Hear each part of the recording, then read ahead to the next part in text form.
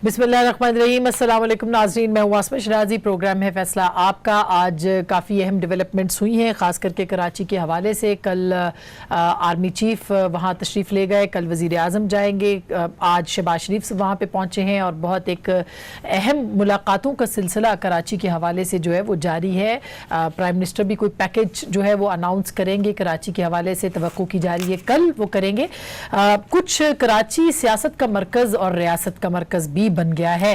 आज कुछ अहम मुलाकातें हुई हैं और बहुत ही अहम मुलाकात शहबाज शरीफ साहब के और जनाब आसिफ जरदारी साहब के बीच हुई है। इस मुलाकात में बहुत सारे मामलात के ऊपर बड़ी तफसील से बातचीत हुई है और हमारे पास अंदरूनी ख़बरें भी इस हवाले से हैं कि क्या क्या बात कैसे कैसे हुई है और किस नतीजे पे पहुंच रही है अपोजिशन की ये दो बड़ी जमातें।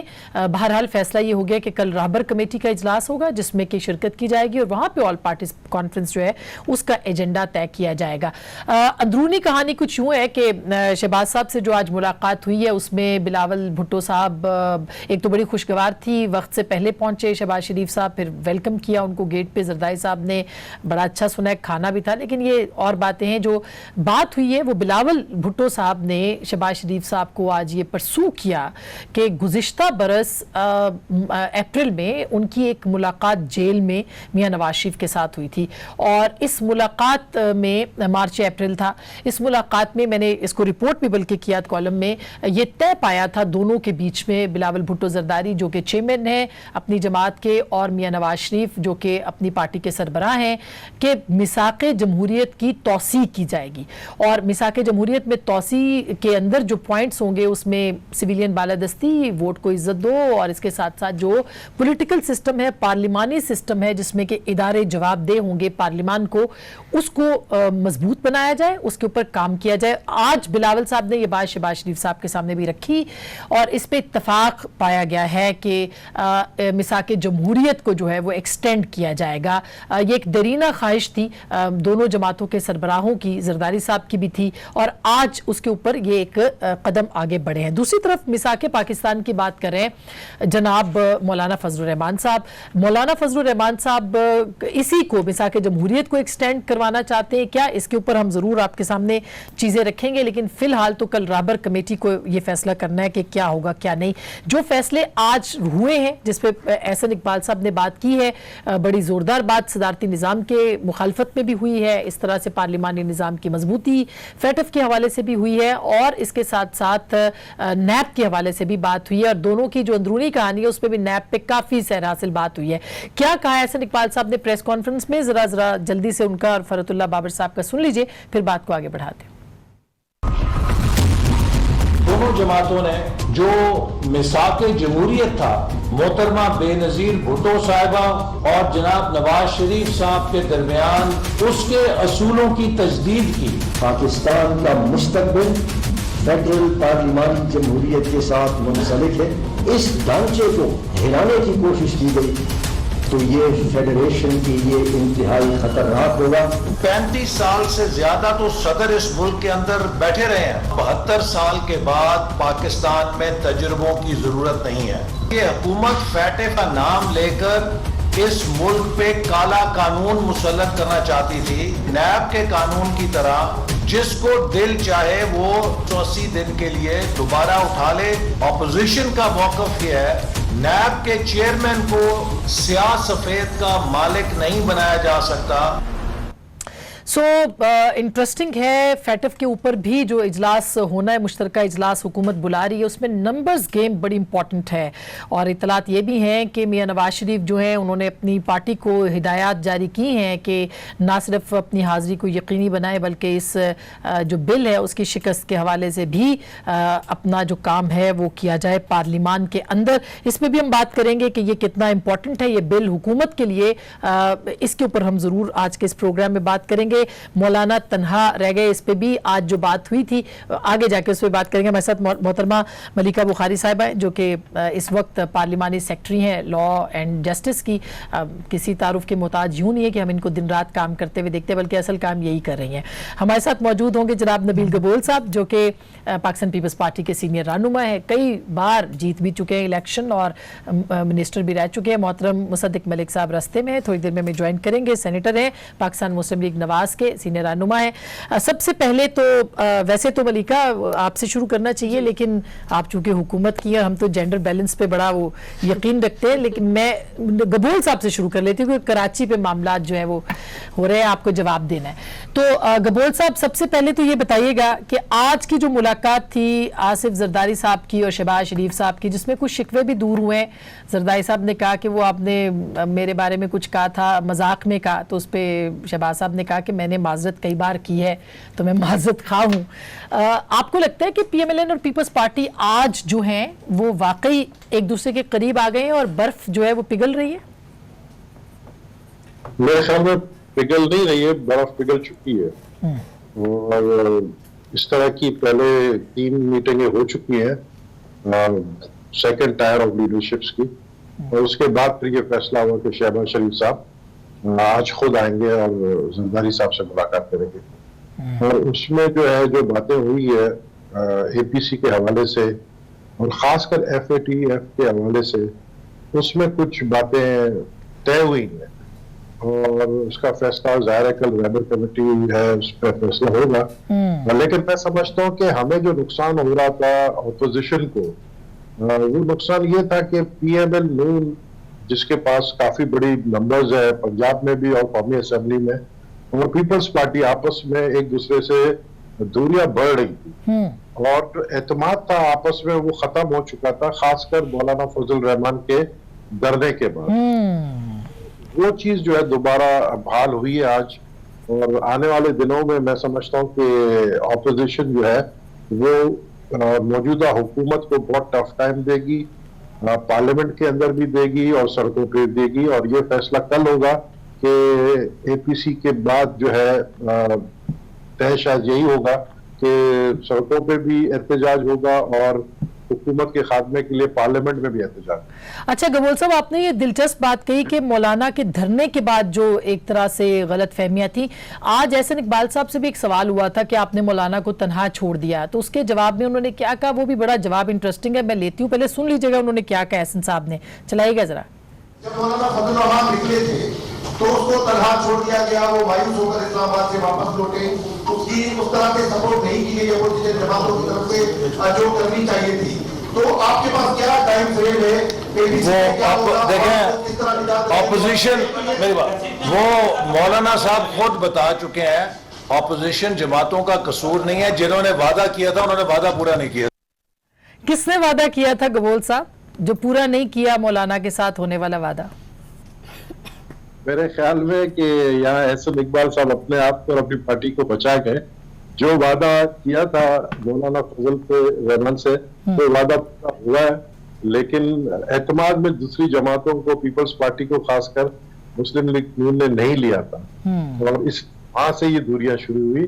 लेकिन जिस मकसद के लिए मौलाना फजल रहमान आए थे, धरना उनका कामयाब हुआ और वो कामयाब धरना लेके वापस चले। वाह क्या बात आपने की। अब मैं इसकी तफसीलात में अगर गई तो मुश्किल हो जाएगा गबोल साहब कि वो मकसद कौन सा था जो कामयाब हो गया। तो मुसद्दिक साहब आपने बात सुनी है गबोल साहब की, ये बड़ी जूमा, इनके पास खबरें भी बहुत होती हैं और जूमानी बातें भी करते हैं।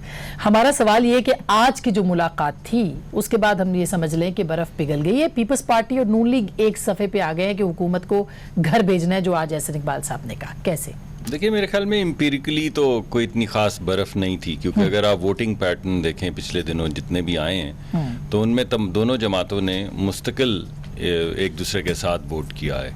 जितने बिल भी आए हैं और जितनी अमेंडमेंट्स भी आई हैं और जो जॉइंट सेशन के अंदर भी जो हिकमत अमली अपनाई गई है वो तकरीबन जॉइंट अपोजिशन की हिकमत अमली थी। उसमें मौलाना बहरहाल उनके थे, रिजर्वेशंस थे, तो ये गबोल साहब उस हद तक ये बात ठीक कर रहे हैं। और मैं समझता हूँ मौलाना के जो रिजर्वेशंस थे उनमें किसी हद तक एक वैलिडिटी है।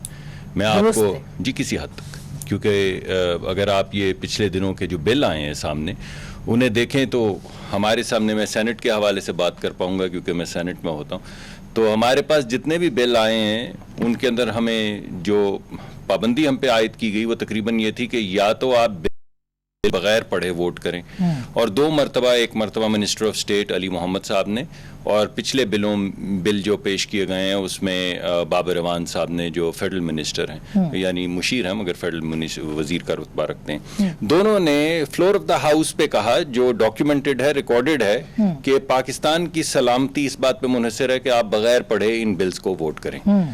ہم نے کہا بھائی کیسے کریں؟ پہلی مرتبہ جب ہم نے پش بیک کیا تو انہوں نے کہا کہ اچھا ایسا کیجئے، چیئرمین سینٹ نے کہا کہ آپ یہ بل لے لیں، رات کے شام کے 7-8 بجے تھے، آپ رات ساری اس کو پڑھ لیں، صبح 10 بجے میٹنگ کر لیں اور 11 بجے ہم اس پہ ووٹ کروا دیں گے۔ تو ہم 2-3 بجے تک پڑھتے رہے اور پھر صبح 10 بجے ہم نے کمیٹی میٹنگ کی، اس میں جو بہتری کریں۔ اب اس میں نتیجہ اس کا کیا نکلتا ہے؟ جب بارہا ایسا ہوتا ہے تو پھر جسے مولانا فضل الرحمان کی جماعت ہے یا دیگر چھوٹی جماعتیں، ہمارے پاس کوئی وقت نہیں رہ جاتا کہ کسی پارٹی کو بھی ہم آن بورڈ لے کر آئیں۔ اس سے پھر وہ ان کے ذہن کا جو خاکہ ہے وہ یہ ہوتا ہے کہ بھائی ہمیں تو کسی نے آن بورڈ لیا نہیں ہے، اور یا ہمارا تو صرف ایک نمبر لیکن اب تھا۔ ان کی جو آپ کہہ رہے ہیں جو ان کے ریزرویشنز تھے وہ بالکل صحیح جی میں نے آپ کو بتایا کہ اگر آپ یہ سمجھ لیں کہ اگر ہمیں یہ کہا جائے کہ آپ شام کو اس پہ بات کر لیں اور ہماری پارٹی سے مشاورت کرنے کا بھی اپوزیشن یہ فیصلہ کرے کہ کوئی وقت نہیں ہے، تو obviously کچھ ریزرویشنز تو دل میں آئیں گے، اگرچہ ہم نے ان کے ساتھ بیٹھ کے سمجھانے کی کوشش کی ہے۔ اور یہ جو ڈیلے بھی ہوا ہے اے پی سی میں، اس میں کسی حد تک ایک مقصد تمام پارٹیز کا یہ تھا کہ جو پارٹیز کے دل میں ریزرویشنز ہیں، اور دھرنے والی بھی بات گبول صاحب کی یہ صحیح ہے کہ وہ ڈس اپوائنٹڈ فیل کر رہے تھے، کہ ان کو آن بورڈ لایا جائے کہ تاکہ ایک متفقہ لائحہ عمل لے کر ہم آگے چلیں۔ تو اس میں کسی حد تک کامیابی ہو رہی ہے۔ پیپلز پارٹی اور ہماری کو بہت زیادہ دوری ایسے نہیں تھی ووٹ کے حوالے سے۔ ہاں البتہ ہم ایک سیاسی جماعت تو نہیں ہے، گبول صاحب کو اب تو دیکھیں ہماری کئی چیزوں پہ اتفاق رائے ہوگا، اور اب بھی کئی ایسی چیزیں ہوں گی جس پہ ہمارا اتفاق رائے نہیں ہوگا۔ آج جیسے گھر حکومت کو فارغ کرنے کا اتفاق رائے تو بڑے عرصے سے ہے، مگر اس کے اوپر عمل درآمد کیسے ہونا ہے؟ آج جو بات ابھی کہہ رہے ہیں مصدق صاحب، یہ فیٹف کے حوالے سے میاں صاحب نے بھی خاص انسٹرکشنز جو ہیں وہ اپنی جماعت کو دی ہیں، جو ہم نے سنا ہے۔ اگر یہ بل پاس نہیں ہوتا حکومت کے لیے کتنی بڑی ہزیمت ہوگی؟ دیکھیے تھینک یو آسما۔ دیکھیے پہلی بنیادی بات تو یہ ہے کہ آپ نے آج دیکھا ہے کہ جن لوگوں نے ایک دوسرے کو سڑکوں کے اوپر گھسیٹنا تھا، جن لوگوں نے 40 سال ایک دوسرے کے اوپر کرپشن کے الزامات لگائے، جن لوگوں نے ایک دوسرے کے خلاف تضحیک آمیز زبان استعمال کی، آج وہ اپنے ذاتی مفاد کے لیے، اپنی قیادت کی کرپشن بچانے کے لیے ساتھ ہیں۔ سخت الفاظ ہیں لیکن اصلیت یہی ہے کہ اپنے ذاتی مفاد کو پاکستان کی سالمیت کے اوپر فوقیت حاصل ہے۔ آج عوام دیکھ رہے ہیں کہ یہ 2 اپوزیشن کی رہنما ہیں، یہ اپوزیشن کی مین جو پاکستان کو گرے لسٹ میں لے کر آئے، ہم نہیں لے کر آئے۔ آپ کے پروگرام سے بتانا چاہتے ہیں کہ ہم گرے لسٹ میں نہیں لے کے آئے، جو لے کر آئے تو قدغن لگ گئی، جو لے کر آئے تو کنڈیشنلٹیز لگ گئیں۔ اگر پاکستان گرے لسٹ سے بلیک لسٹ میں چلا گیا آسما، تو پاکستان تحریک انصاف کی حکومت خطرے میں نہیں ہے، پاکستان کی سالمیت خطرے میں ہے، اور یہ ایک بہت بڑی بات ہے۔ لیکن وہ کہتے ہیں اس کی آڑ میں جو آپ امینڈمنٹ کریں وہ 90 دن والی ابھی ہے، وہ 90 دن والی بغیر یہ ہے کہ ان کا بنیادی نقطہ کیا ہے۔ ان کا بنیادی نقطہ یہ ہے کہ اگر ہم ان قوانین کو پاس کریں گے تو جو بنیادی حقوق ہمارے آئین میں درج ہیں وہ سلب ہو جائیں گے۔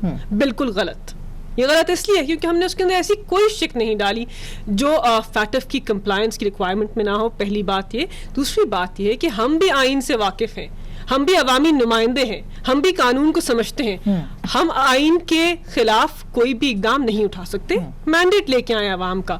اس کے علاوہ اس میں بات ہوتی ہے اوفینسز کی۔ دیکھیں جو ٹھیک بات ہے، میں صرف ایک سوال، اسی کا ضمنی سوال ہے، جو بھی مصدق صاحب کہہ رہے ہیں کہ یہ سب کچھ ہوا اور اتنی جلدی میں کیا گیا اور ہمیں کہا گیا کہ آپ نے اس کو جلدی جلدی کرنا ہے، تو اس کی کیا ریزن تھی؟ تو یہ بھی نہیں کہا، دوسری مرتبہ تو ڈیفیٹ کہا، ہم نے کہا کمیٹی میں بھیج دیں، انہوں نے کہا نہیں، میں جی آپ کر لیجئے، پھر میں اس میں وہی شکیں ہیں۔ لیکن جو شکیں ہیں اس کے اندر 2 بنیادی ایشوز ہیں۔ ایک ایشو تو یہ ہے کہ آپ اینٹی منی لانڈرنگ کے زمرے سے نیب کو ایک تفتیشی ایجنسی نکال دیں۔ ہم کیسے نکال دیں؟ جب 2010 میں لا پاس ہوا تھا تو وہ تھا, ہم نے آپ نہیں NAP ڈالا, کو شامل کیا, نہیں ہم نے نہیں ڈالا. 2010 میں جب ان کے دور حکومت میں لا پاس ہوا تو اس وقت ڈال دیا گیا. اب یہ کہتے ہیں اس کو نکال دیں. آپ خود بتائیے کہ نیب کا اینٹی منی لانڈرنگ سے, کرپشن سے کیا کوئی تعلق نہیں ہے؟ بالکل ہے, تو ہم نہیں نکالیں گے. اس کے علاوہ یہ کہتے ہیں کہ آپ نے anti money laundering as an offence کو آپ نے کوگنیزیبل کر دیا. اس کا مطلب کہ آپ وارنٹ کے بغیر اریسٹ کر سکتے ہیں. جو بھی ترامیم ہم لا رہے ہیں یہ دنیا کے سارے ممالک میں ہو چکی ہیں. بغیر وارنٹ آپ اریسٹ کر سکتے ہیں, کوگنیزیبل کر رہے ہیں ہم اس کو, اوفینس کو. دیکھیں نہیں, کوئی ڈینجرس بات نہیں ہے, کیونکہ دیکھیں ڈینجرس بات کیوں ہے. پاکستان کے علاوہ دنیا کے ہر ملک کے اندر جو اینٹی منی لانڈرنگ لاز ہیں اس کے اندر ٹرانسپیرنسی اور اکاؤنٹیبلٹی ہوتی ہے. ہم ایسا کوئی اقدام نہیں اٹھا رہے جو آرٹیکل 10 آئین کی خلاف ورزی کرے. اگر آئین میں لکھا ہو کہ کوگنیزیبل کرنا آئین کی خلاف ورزی ہے, ہم نہیں کر سکتے. دوسرا, ہم اپنے لاز کو اپڈیٹ کریں. پاکستان کوئی روگ اسٹیٹ تو ہے نہیں. پاکستان کو فیٹف کی گرے لسٹ میں آپ لے کے آ گئے تو ہم نے بھی کمپلائنس کرنی ہے. اپوزیشن کے خلاف استعمال ہوگا یہ, جیسے نیب کے بہت سے قوانین جو ہے عوامی عہدوں کے اوپر ہے, مگر ہم نے دیکھا بہت سے لوگ جن کے پاس عوامی عہدہ ہم استعمال نہیں کرنا چاہتے, نہ ہوگا. یہ ان کا بیانیہ ہے. دوسری بات انہوں نے کی کہ آپ ہم سے جلدی جلدی لا پاس کرتے ہیں. بات یہ ہے کہ آپ کے لیڈرشپ کے رہنما ہمارے ساتھ ٹیبل پہ بیٹھے, 12 بیٹھے, وہاں گفتگو ہوئی, وہاں پہ ڈیسیجنز ہوئی, وہاں پہ آپ نے نیشنل اسمبلی میں ہمارا ساتھ دیا. آپ کے کال آف فیل میں تضاد ہے. آپ ایک جگہ اگری کرتے ہیں, سینٹ میں جا کے آبجیکٹ کرتے ہیں. مگر آپ نے جو قومی اسمبلی میں بل پیش کیا اس سے بالکل اپوزٹ آپ نے سینٹ میں پیش کیا. 180 دنوں کی حراست, تو وہی ترامیم تھی, کچھ مختلف نہیں تھا. یہ قومی اسمبلی میں تو متفقہ ہو گیا تھا, اس میں سے نکل نہیں گیا, وہاں سے نکل گیا. پھر سینٹ میں انہوں نے اپوز کیا. آپ کے کال آف فیل میں تضاد ہے. یہ بات آپ کلیریفائی کریں. آپ قانون کو بارگیننگ چپ کے لیے یوز کرتے ہیں. یہ انٹرسٹنگ ہے کیونکہ اب آگے جا کے نمبرز گیم پہ جا رہا معاملہ. بالکل یہ NRO++ آپ کیوں چاہ رہے ہیں؟ NRO++ کی کاپی میرے پاس ہے. آپ کے پروگرام میں عوام کو دکھاتے ہیں کہ یہ ایسے عوامی نمائندے ہیں جو ایک نیب کی آرڈیننس ہے, اس کے اندر 38 سیکشنز میں سے 34 کے اندر ترامیم چاہتے ہیں. یہ کہتے ہیں ہم نے پاکستان کی عوام کے پیسے کا ضیاع کیا ہے, ہمیں NRO++ دیجیے, ہمیں بچائیے. جب آپ سے بات ہوئی تھی شاہ محمود قریشی, مجھے شاید خاقان عباس صاحب نے بتایا کہ شاہ محمود قریشی صاحب نے کہا کہ ہم نیب پہ بات کرنا چاہتے ہیں, تو انہوں نے کہا کہ نیب کہاں سے بیچ میں آ گئی. کیا یہ بات درست ہے؟ اور اگر نہیں ہے درست تو یہ تو کیا بات میں 180 دنوں والا پہلے تو میں ذرا تھوڑی سی ایک بات آپ کو بتا دوں. ذاتی مفاد اور ملکی سلامتی, جو یہ بات کریں وہ ملکی سلامتی, اور جو ہم آئین کے اوپر, قانون کے اوپر بات کریں وہ ذاتی مفاد ہے. یہ ملک کے ٹھیکیدار ہیں. یعنی صرف یہ حق کچھ جماعتوں کو دیا گیا ہے کہ جب وہ کسی بل کے اوپر بات کریں, کنسٹرکٹیو ہو یا نیگیٹو ہو, تو وہ ہے ملکی مفاد. اور جس وقت اپوزیشن کی پارٹیز بیٹھ کے کہیں کہ ہم یہ بل پڑھنا چاہتے ہیں, تو وہ ہے ذاتی مفاد. آپ دیکھ لیجئے جو یہاں پہ پیش کی جا رہی ہے کہ اگر ہم نے ان سے کہا کہ اس کو بغیر پڑھے پاس کرو, تو تم نے ملکی مفاد میں کیوں نہیں کیا؟ کیونکہ ہم نہیں ہیں الیکٹڈ. یہ کہہ رہی ہیں کہ ہم نہیں ہیں الیکٹڈ, ہمیں نہیں پتا ملکی مفاد, تو ہم کیا ہیں؟ ہمیں نہیں پتا. ان کے والدین کا ملک ہے کہ جو یہ کہیں وہ ملکی مفاد ہے. اور جب ہم آئین کے اوپر بات کرنے کی کوشش کریں تو وہ ذاتی مفاد ہے. ملکی مفاد ان کا اور ذاتی مفاد ہمارا, یہ ہے بات. بنیادی حقوق کی کوگنیزیبل کی آپ نے بات کی ہے. آپ بالفرض کاروبار کرتی ہیں پرزوں کا, باہر سے پرزے منگواتی ہیں. ایک سیکرٹری جو ہے وہ بیٹھ کے کہتا ہے کہ یہ سسپیکٹڈ یا سسپیشس ٹرانزیکشن ہے, بغیر بجائے پروف کیے اور پھر وارنٹ لے کے اریسٹ کیے. اب قانون یہ کہتا ہے کہ پہلے اریسٹ کر لو, اس کے بعد یہ فیصلہ کیا جائے گا کہ یہ سسپیشس ٹرانزیکشن تھی یا نہیں. اگلی بات سنیے, آپ کے بچے اگر کہیں پڑھتے ہیں, آپ نے ان کو پیسے بھیجے, ایک سیکرٹری کہتا ہے کہ یہ سسپیشس ٹرانزیکشن ہے, جس کو مرضی گرفتار کر لیں گے, اور اس کے بعد وہ وارنٹ کا طریقہ کار جو ہے وہ شروع کیا جائے گا. اگر اس پہ آپ آواز اٹھائیں تو یہ منی لانڈرنگ کے خلاف ذاتی مفاد ہے. اس میں ملکی سلامتی نہیں کہ آپ جس کو مرضی پکڑ لیں, کوئی کیمرے امپورٹ کر رہا ہو, کوئی ریلیں امپورٹ کر رہا ہو, جس کو مرضی پکڑ لیں. کیوں؟ کیونکہ آپ کا سیاسی مخالف, آپ ایسا کر نہیں رہے ہیں. تو آپ کس کی آنکھ میں دھول جھونک رہے ہیں؟ اور یہ کیسے گارنٹی ہوگا؟ ذرا آگے ابھی تو میں نے ابھی ذرا میری اب تھوڑی سی بات سن لیجئے. پیچھے بل لے کر آئیں جس میں ایک لفظ ڈالا ہوا تھا الٹیمیٹ بینیفیشل اونر. ہمیں کہا پاس کرو بل. ہم نے پوچھا الٹیمیٹ بینیفیشل کی ڈیفینیشن کیا ہے؟ پورے پاکستان کے قانون میں کوئی الٹیمیٹ بینیفیشل اونر کی کوئی بھی ڈیفینیشن نہیں تھی لیگل.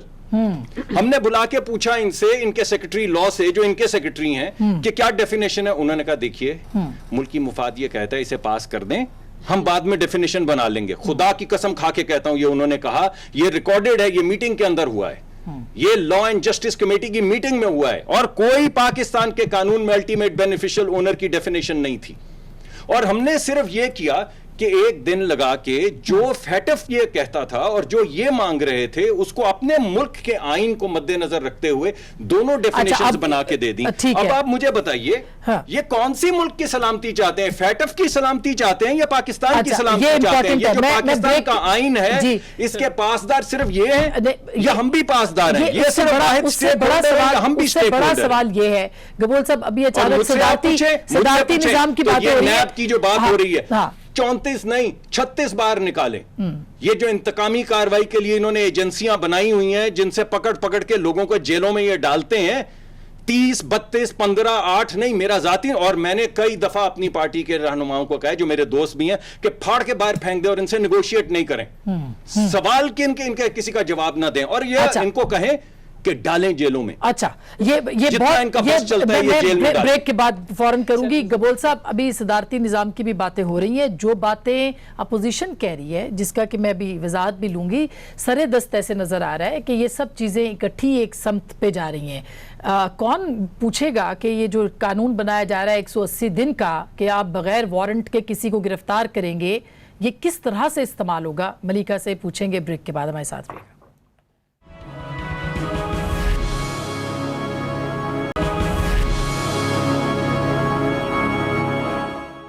جی ویلکم بیک. ایک دفعہ پھر آپ کو خوش آمدید کہتے ہیں. اب یہ معاملہ پارلیمان کے اندر جا رہا ہے اور پارلیمان میں ہی آج اتفاق ہوا ہے شہباز صاحب اور زرداری صاحب کے بیچ کے وہاں پہ بھی یہ بات کرنی ہے. گبول صاحب, یہ جو فیٹف والا ایشو ہے جو کہ ظاہر ہے فیٹف نے پاکستان کو کہا ہے قانون سازی کریں, اینٹی منی لانڈرنگ, اور اس کی بہت ساری شقیں ہیں جس کے اوپر یہ قانون سازی ہو رہی ہے. یہ جو بات گفتگو بھی سامنے آ رہی ہے اس میں تو نواز شریف صاحب اور زرداری صاحب کو, اگر کیونکہ پاکستان میں بہت سارے قوانین ایسے ہیں جو بنتے تو جنرل ہیں, پھر وہ اپلائی جو ہیں وہ آپ اپنے طریقے سے کیے جاتے ہیں, بہت سارے مسنگ پرسنز کا کیس بھی سامنے آتا ہے اور بہت ساری چیزیں, تو اس پہ بھی اپلائی ہو سکتا ہے. پھر کیا ہوگا اگر پارلیمان میں, کیا واقعی متفقہ لائے عمل اپوزیشن بنا کے اس کو شکست دے پائے گی؟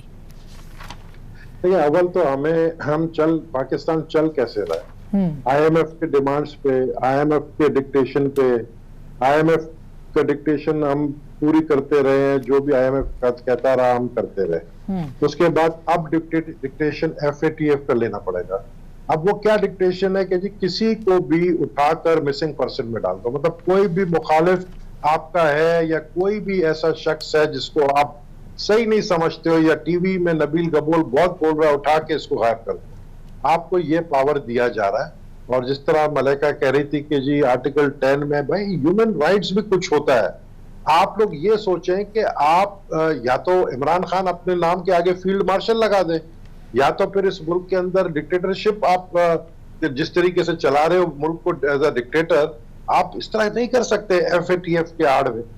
لیکن کم سے کم ہم جب یہ دیکھیں گے کہ آپ کہتے ہیں کہ جی ملک کی پکا کے لیے ہم سب کچھ سائڈ پہ کرنے کے لیے تیار ہے, لیکن آپ ہم سے بات کریں تو صحیح, ہم ہمارے ساتھ بیٹھے تو صحیح, ہم نے جو چیزیں طے کی تھی آپ کے ساتھ اس میں سے کافی چیزیں آپ نے نکال دی ہیں, اور آپ کو اگر اتنا جلدی ہے آپ سٹینڈنگ کمیٹی سے پاس کروا لیتے ہیں. اب آپ جو ہے جوائنٹ سیشن سے پاس کروانا چاہتے ہیں. کل کو اگر ایف اے ٹی ایف کے ڈیمانڈ کے مطابق آپ کا جو ہے یہ بل پاس آپ نہیں کر سکے تو یہ صرف گورنمنٹ کی ہار نہیں ہوگی, یہ پھر میرے خیال میں پھر جھاڑو پھرے گا. اور یہ مجھے ڈان لیکس کا جو ہے یاد دلا رہا دوبارہ سے. تو میں سمجھتا ہوں کہ اس کو بڑے سوچ سمجھ کر, بڑا سینسٹیو معاملہ ہے اور اس میں گیم ہو رہا ہے. یہ گیم کون کس کے ساتھ کھیل رہا ہے, یہ گیم چل گیا ہے, ایک چیس گیم چل رہا ہے جس میں ٹریپ ہے. اچھا, یہ یہ دیکھیں کنسنسس ہو گیا تھا, پھر حکومت نے اپوزیشن میں کیوں بلڈوز کرنے کی کوشش کی؟ کنسنسس ختم کرنے میں کیا حکومت کا کردار نہیں ہے؟ ہاں نہیں آسما, دیکھیں دو بنیادی بات, یہی وہ گیم ہے نا گبول صاحب جس کا اشارہ آپ نہیں, گبول صاحب کی اپنی انڈرسٹینڈنگ ہے, اپنا تجزیہ ہے, ہم اس سے اگری نہیں کرتے. پہلی بات تو یہ. دوسری بات یہ ہے کہ آپ دیکھیں کہ اپوزیشن کا کیا رول ہوتا ہے. اپوزیشن کے محترم رہنما ساتھ بیٹھے ہیں اور ایک ویڈیو اسکائپ کے اوپر ہے.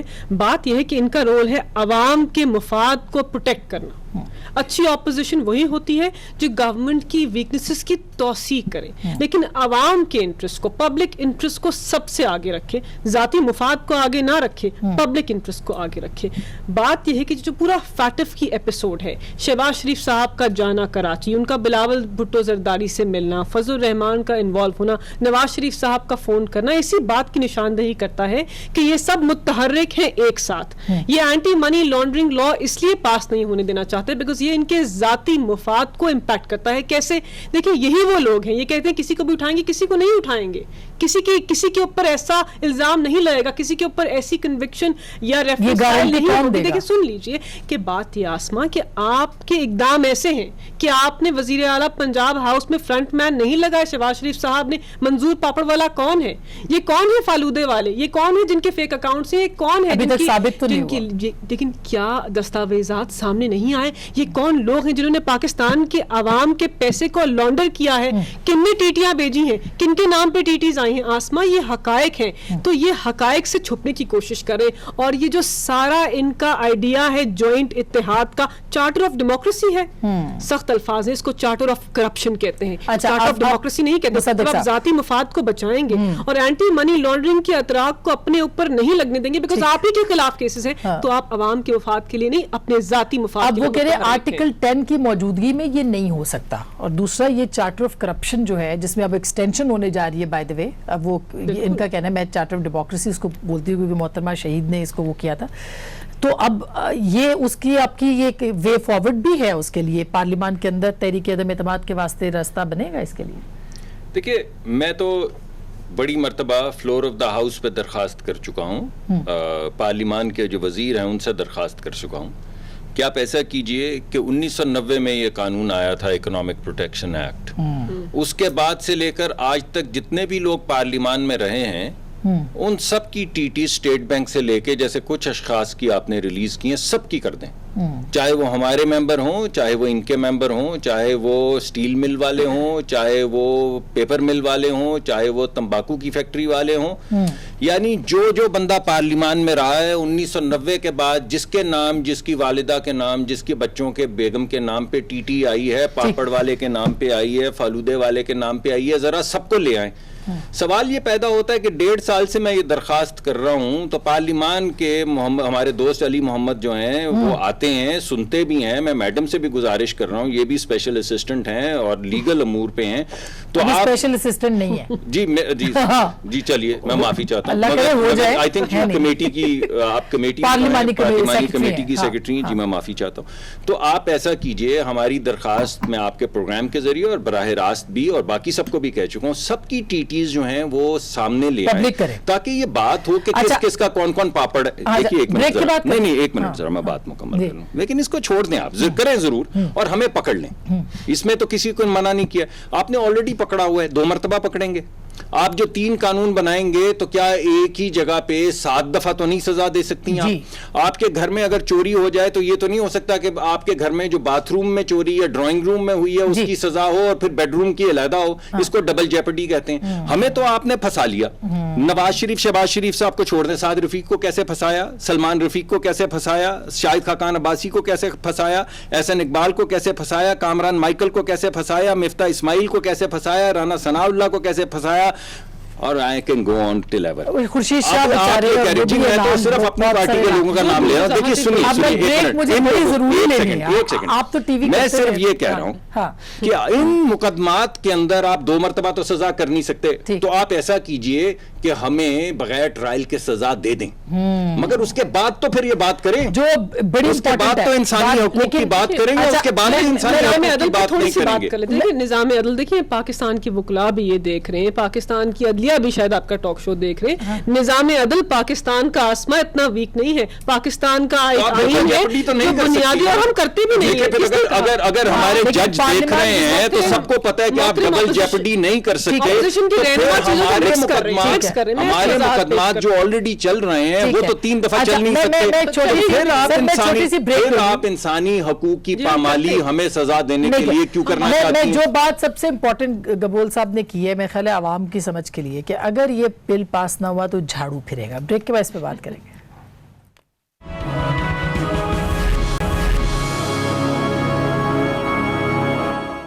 वेलकम बैक नाजरीन, एक दफ़ा फिर आपको खुश आमदीद कहते हैं। मैं गबूल साहब, आप ज़रा थोड़ा रोशनी फरमा दें झाड़ू फिरने वाली बात पे, फिर मैं मलिका से कहूँगी कि वाइंड अप करें इसको। क्या आपको लगता है कि अब पॉलिटिकल सिचुएशन कहाँ जा रही है? देखिए, इमरान खान प्राइम मिनिस्टर हैं और जनवरी 2018 तक उनको ये इल्म नहीं था कि प्राइम मिनिस्टर बनेंगे। फिर जाहिर है बाद में फिर उनको ये पता चल गया था कि वो प्राइम मिनिस्टर बनेंगे, लेकिन शुरू के जो 6-8 महीने हैं उसमें भी उनको वो अपने जो पुराने तरीकेकार से हुकूमत चलाना चाहते थे, लेकिन उनको अपने अंदर बदलाव लाना पड़ा। अब जिस मकसद के लिए इमरान खान को प्राइम मिनिस्टर रखा गया है, अगर वो सदी पूरा नहीं कर सकता है, अगर वो इस काबिल ही नहीं है, लैक ऑफ गवर्नेंस है, और अगर एक ये FATF का बिल अगर पास नहीं होता है तो उसका मैं समझता हूं कि नुकसान हमारे मुल्क को जाहिर है होगा।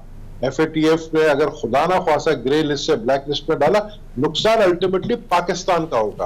अब ये मलबा हम अपने ऊपर नहीं लेना चाहते, हम चाहते हैं अभी भी वक्त है। ये जो इमरान खान अपने सेनेटरों से मीटिंग कर रहा है या अपने MNA से मीटिंग कर रहा है और सबको कह रहा है कि अपनी अटेंडेंस यकीनी बनाओ ताकि बिल पास हो जाए, इससे बेहतर ये होता है कि ऑपोजिशन के लीडरशिप्स के साथ मीटिंग कर लेता। ये वाहिद प्राइम मिनिस्टर है जिसने अभी तक ऑपोजिशन के लीडरशिप्स के साथ मीटिंग नहीं की है, और उस मीटिंग में आकर प्राइम मिनिस्टर बैठते और बोलते जो पाकिस्तान की खातिर ये बिल पास होने दे, हमें क्या, हमें अपने 1-2 छोटे मोटे डिमांड मनवाने, वो कौन सी बड़ी बात है उनके लिए, मुल्क से तो ज्यादा नहीं है ना इमरान खान के लिए। दुरुस्त बात है।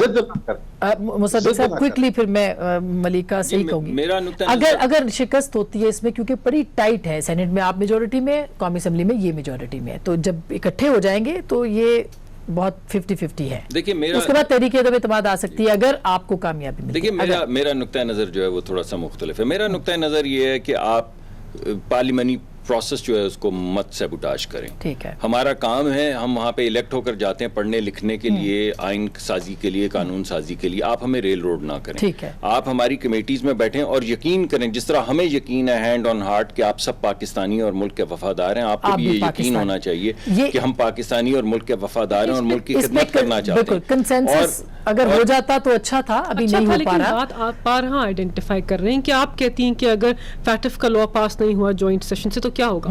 पाकिस्तान हारेगा, कोई एक पॉलिटिकल पार्टी नहीं हारेगी, हुकूमत वक्त नहीं हारेंगे, पाकिस्तान हारेगा, पाकिस्तान की सालमियत हारेगी, बिकॉज FATF की ग्रे लिस्ट से ब्लैक लिस्ट में जाने के पाकिस्तान के ऊपर बड़े सीरियस असर हैं। अगर कंसेंसस हो गया था नेशनल असेंबली में तो फिर ये बताएं कि इनकी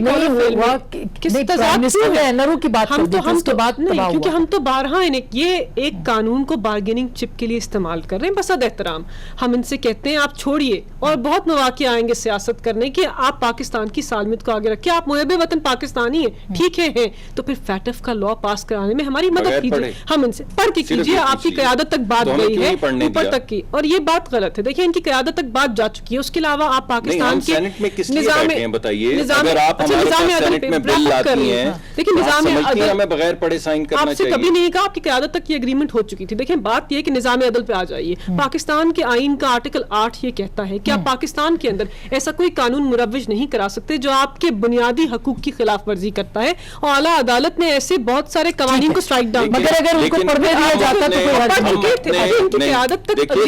नहीं। बीच में प्राइम मिनिस्टर ने स्टेटमेंट, आप जरा छोड़ दीजिए सियासी बात, छोड़ दीजिए।